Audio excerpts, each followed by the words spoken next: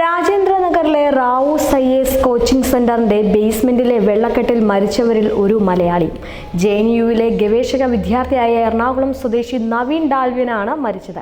രാത്രി വെള്ളക്കെട്ട് നിറഞ്ഞ ബേസ്മെന്റിൽ കുടുങ്ങിയാണ് മരണം സംഭവിച്ചത്. പുലർച്ചയോടെയാണ് നവീന്റെ മൃതദേഹം കണ്ടെത്തിയത്.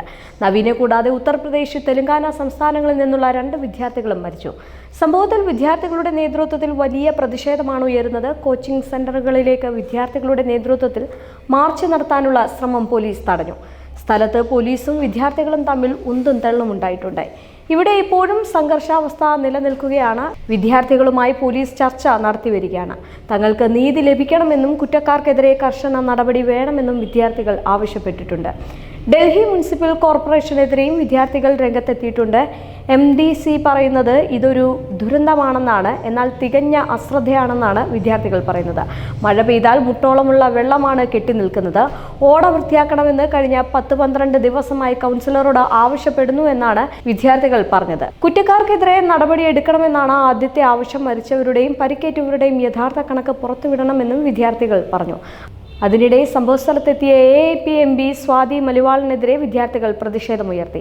സ്വാതിക്കെതിരെ വിദ്യാർത്ഥികൾ ഗോ ബാക്ക് മുദ്രാവാക്യം വിളിച്ചു. സംഭവത്തിൽ രാഷ്ട്രീയ കലർത്താൻ അനുവദിക്കില്ല എന്നും വിദ്യാർത്ഥികൾ പറഞ്ഞു. അതേസമയം ദുരന്തത്തിന്റെ ഉത്തരവാദികൾക്കെതിരെ കർശന നടപടി ഉണ്ടാകുമെന്നും സ്വാതി ആവശ്യപ്പെട്ടിട്ടുണ്ട്. വിദ്യാർത്ഥികൾ വിഷമത്തിലും ദേഷ്യത്തിലുമാണ്.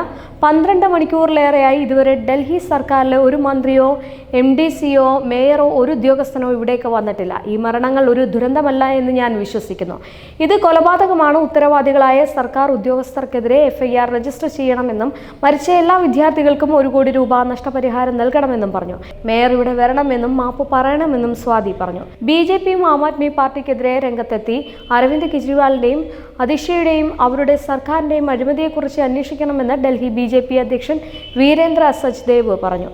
ഓട എന്തുകൊണ്ടാണ് വൃത്തിയാക്കാതിരുന്നത് എന്ന് അന്വേഷിക്കണമെന്നും പറഞ്ഞു. അവർ അന്വേഷണത്തിന് ഉത്തരവിടുമോ എന്നും അദ്ദേഹം ചോദിച്ചു. അപകട സമയത്ത് 30ഓളം വിദ്യാർത്ഥികളാണ് അക്കാദമിയുടെ ബേസ്മെന്റിലുള്ളത്, ലൈബ്രറിയിൽ ഉണ്ടായിരുന്നത് എന്നും പറഞ്ഞു.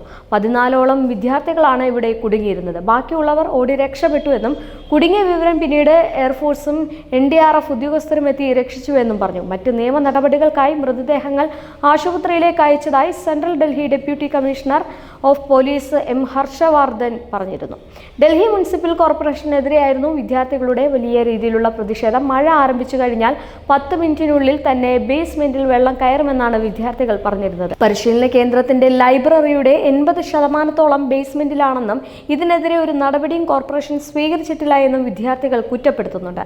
സംഭവത്തിൽ പോലീസ് ക്രിമിനൽ കേസ് എടുക്കുകയും 2 പേരെ കസ്റ്റഡിയിലെടുക്കുകയും ചെയ്തിട്ടുണ്ട്. കൃത്യമായ അന്വേഷണം നടത്തുമെന്നും കുറ്റക്കാർക്കെതിരെ കർശന നടപടി ഉണ്ടാകുമെന്നും DCP വ്യക്തമാക്കി. അതേസമയം ഡൽഹി BJP തലവൻ AAP സർക്കാരിനെതിരെ രൂക്ഷമായി വിമർശിച്ചതും വലിയ രീതിയിലുള്ള പ്രതിസന്ധി ഉണ്ടാക്കിയിട്ടുണ്ട്. AAPയുടെ അഴിമതിയാണ് ദുരന്തത്തിലേക്ക് വഴിവെച്ചത് എന്നാണ് BJP വാദിക്കുന്നത്. എന്നാൽ ദുരന്തത്തിന് കാരണമായവരെ വെറുതെ വിടില്ല എന്നും അതിഷി പറഞ്ഞിട്ടുണ്ട്.